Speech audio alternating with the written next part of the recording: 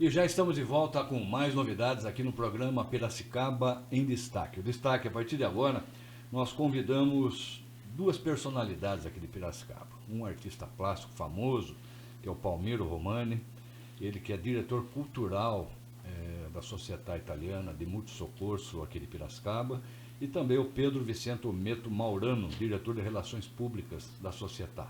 É um prazer recebê-los aqui. Pedro, seja bem-vindo ao programa. Muito obrigado, César. Obrigado. Palmiro também. Eu que agradeço. Seja bem-vindo aqui. Obrigado. Buonasera, né? Buonasera, né? Buonasera. Tutti buona gente. Tutti para tutti, né? Buonasera. Vamos falar então dos imigrantes italianos que, exatamente, teoricamente, estão completando 150 anos no Brasil, é isso? Exatamente. É isso, Pedro? Sim. Tem mais dados históricos? Tomou-se essa data como uma referência, né? Então, pode ser que já havia, antes, alguns italianos estiveram aqui, mas essa referência é de 1874, não é isso? 1874. 1874. Que dá 150 anos. É uma referência. Tá. A maior migração começou a ficar mais forte a migração nessa data. Depois, no século XX, início do século XX, teve bastante migração também. E realmente nós estamos resgatando algumas memórias. Eu acho que o Brasil, né, Palmeiras, deve ser, depois da Itália, um país acho que mais tem descendentes de italianos. Não, para você ter uma base, aqui em Piracicaba, nós somos mais de 50% de descendentes italianos. Olha, é altíssimo. Eu entrevistei o cônsul italiano recentemente, que esteve aqui, esteve na CIP, esteve no Colégio Dom Bosco, e ele estava comentando realmente que o número é elevado. E, na verdade, né, Pedro, começou a imigração mesmo por causa da libertação dos escravos, né? 1888. Esse começou nesse auge, né, Pedro? É verdade. Já vinha esse processo, né?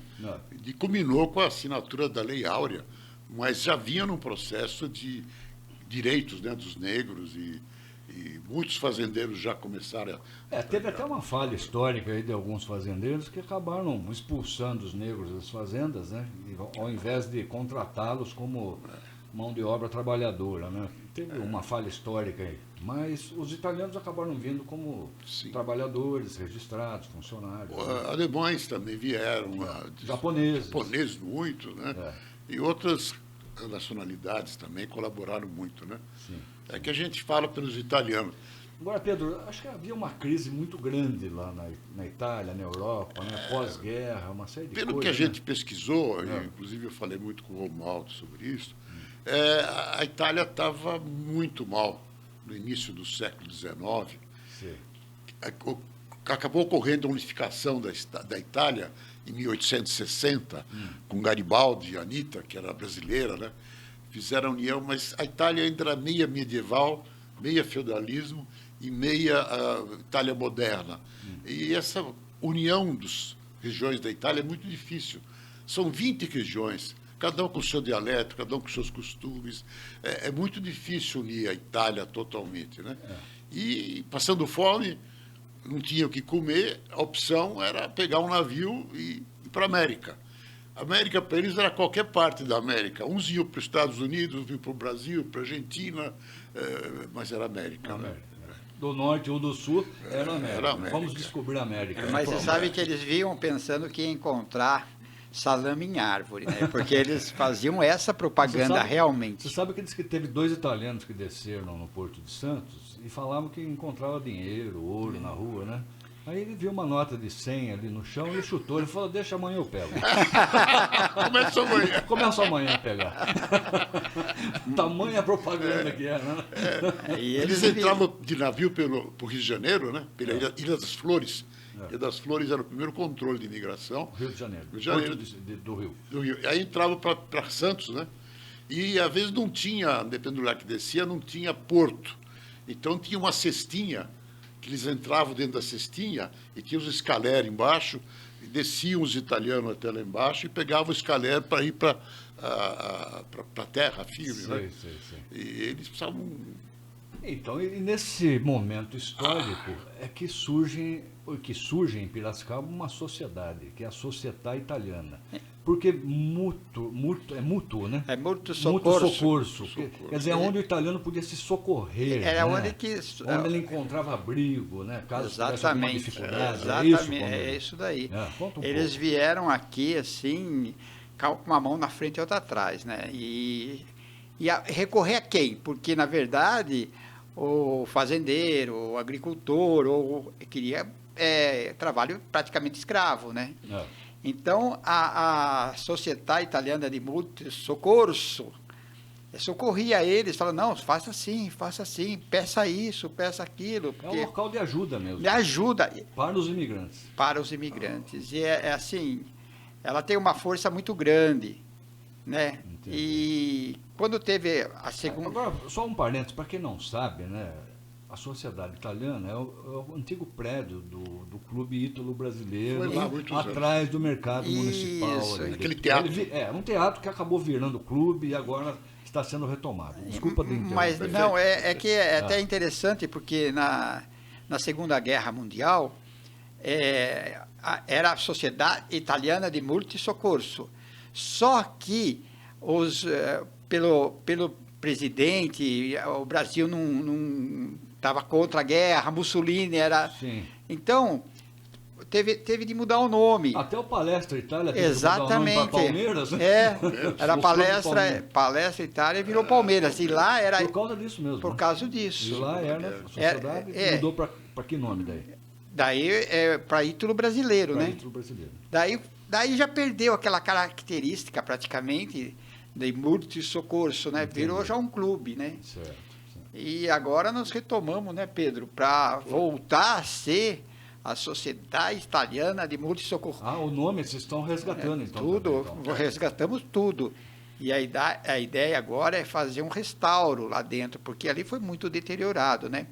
E só para uma curiosidade, é o único teatro do interior do estado de São Paulo, italiano. Ele foi fundado como teatro mesmo. Teatro italiano. Italiano. Lá é todas as formas de italiano, Sim, né, sim, Pedro? sim. E nós estamos tentando restaurar tudo isso daí, porque ele é lindo. As paredes eram todas pintadas com desenhos, né? Frescos ali, muito bom. Muito bom. A sociedade começou, pela informação que a gente tem, na usina Monte Alegre, Sim. antes de ser dos Morgantes, antes do Morgante chegar lá, em 1894. 1884. Os primeiros movimentos, então, as Espera um primeiras pouquinho, eu reuniões. sempre pego nos cálculos. É. Estamos comemorando 120 anos. Não é isso? É isso aí. 120 anos. É isso aí. Então, esses 120 anos é contado simplesmente do teatro. Do- o teatro foi construído em do 1904. 1904. O teatro. Mas a sociedade foi fundada em 1887. Entendi. E ela funcionava precariamente na usina Monte Alegre e na casa de alguns sócios. Até eles se reunirem em torno de Carlos Zanota. Carlos Zanota foi um cara muito importante na cidade.